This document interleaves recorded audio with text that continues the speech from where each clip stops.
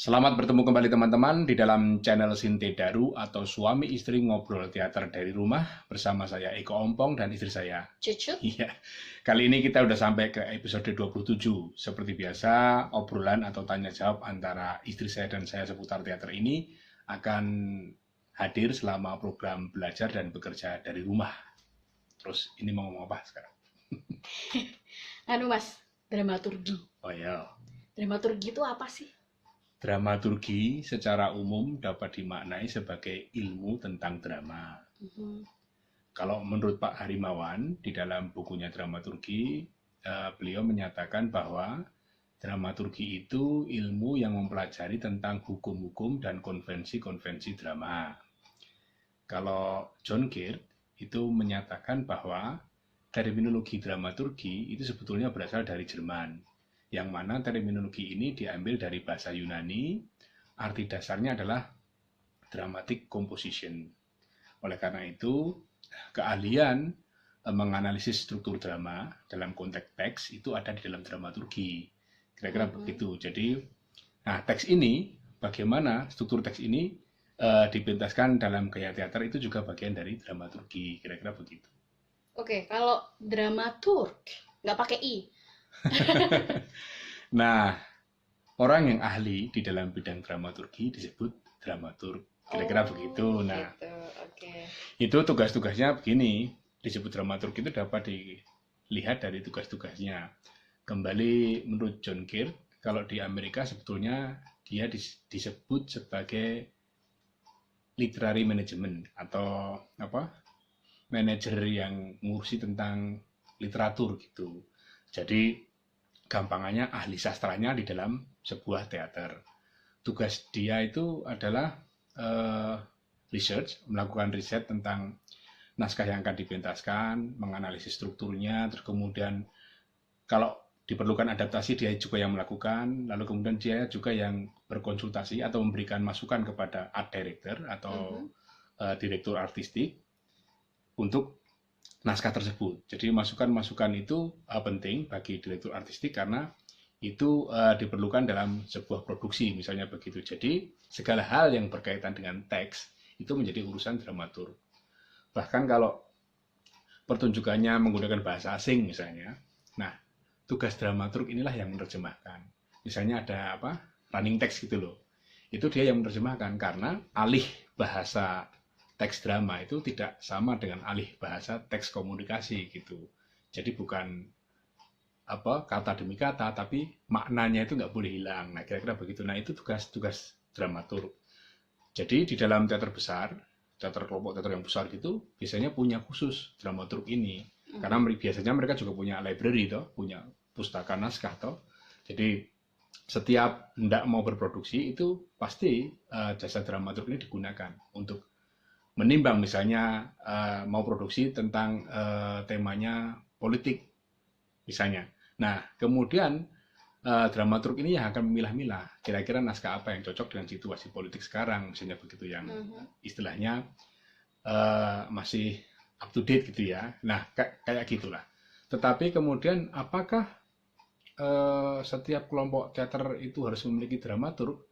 Ternyata tidak juga, karena kan tidak semua teater adalah teater besar.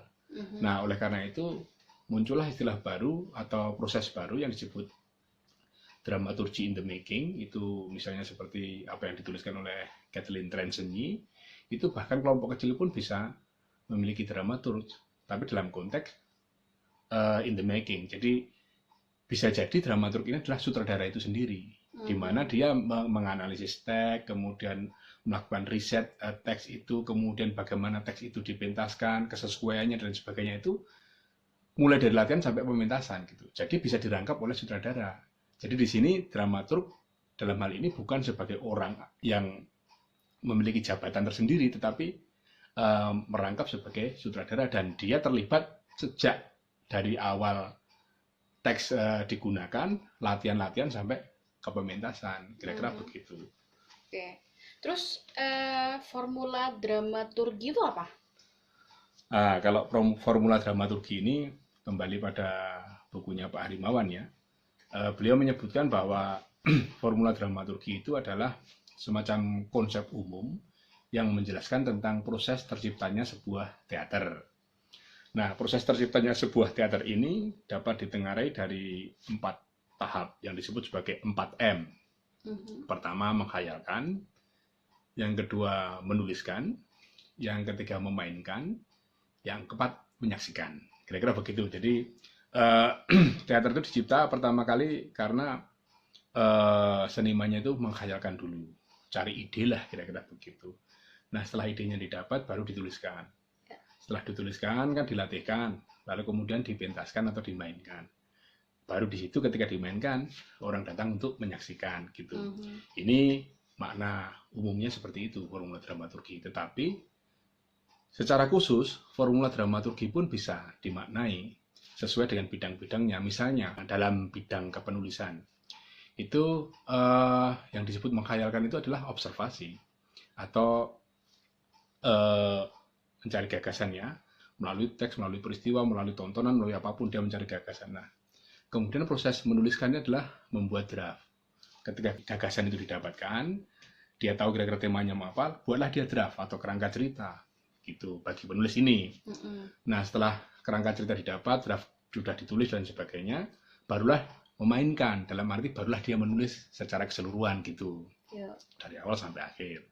Setelah itu dia menyaksikan, dalam hal ini adalah membaca naskahnya tersebut. Jadi menurut saya formula dramaturgi bisa dimaknai secara umum seperti yang disampaikan oleh Pak Harimawan, tapi juga bisa kita maknai secara khusus sesuai bidang-bidangnya. Gitu kira-kira. Oke, baik. Terus apakah dramaturgi itu diajarkan di sekolah? Ya. Kalau dari saya dulu ya, sewaktu saya sekolah di Institut Seni Indonesia Yogyakarta itu, dulu jurusannya memang teater, tapi program studi saya adalah dramaturgi. Jadi di situ dramaturgi tidak hanya sebagai mata kuliah, tetapi memang sebagai program studi, di mana dalam mata kuliahnya ya ada misalnya telaah sastra, sastra barat, sastra timur, dan analisis lakon, kira-kira begitu. Jadi, tapi saya nggak tahu ya, apakah sekarang itu program studi ini masih ada atau hanya sebagai mata kuliah. Tapi intinya ada ya. Kalau di SMK, Sekolah Menengah Kejuruan yang Teater, itu formula dramaturgi diberikan secara teori. Jadi sebagai pengetahuan, formula dramaturgi ini wajib dipahami oleh siswa, karena memang ini memberikan dasar konsep tentang proses penciptaan teater itu. Nah, secara aplikatif, dramaturgi itu, bagian-bagian dari dramaturgi, bagian-bagian dari kajian lakon itu juga ada di dalam mata pelajaran pemeranan, misalnya fragmen, terus misalnya full play dalam bidang pemeranan di mana siswa ini harus memerankan karakter tertentu, ini analisis lakon diberikan.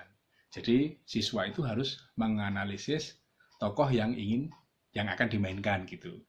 Oleh karena itu sejak awal kerja analisis di dalam teater ini sudah diberikan. Kalau sekarang ini terkenal dengan istilah higher order thinking skill, di mana seorang siswa itu harus bisa menganalisis itu menjadi kelumrahan di dalam teater. Sejak dia masuk di SMK kelas 1, ya analisis karakter itu sudah diberikan. Jadi kalau dia diberi naskah oleh gurunya, dia disuruh main, dia sudah mulai menganalisis. Analisis dasar itu kan selain dari struktur drama, tema, plot, dan sebagainya, dia juga harus tahu pada karakter yang akan dia perankan. Tokoh A misalnya, ini ciri fisiknya seperti apa, ciri sosialnya seperti apa, ciri kejiwaannya seperti apa, dan itu harus dia temukan dari lakon tersebut. Dia harus mempelajarinya dari seluruh teks itu, baik dari narasinya, baik dari keterangan laku, ataupun dari dialog-dialognya. Jadi dramaturgi itu sudah menjadi bagian integral di dalam teater, dan kerja analisis juga menjadi bagian integral di dalam teater. Kira-kira begitu. Demikian tadi teman-teman, obrolan singkat antara istri saya dan saya tentang dramaturgi. Semoga kita bisa bertemu di kesempatan lain. Jangan lupa tetap semangat, tetap berpikir positif, terus berkarya, dan jangan lupa juga berdoa. Terima kasih.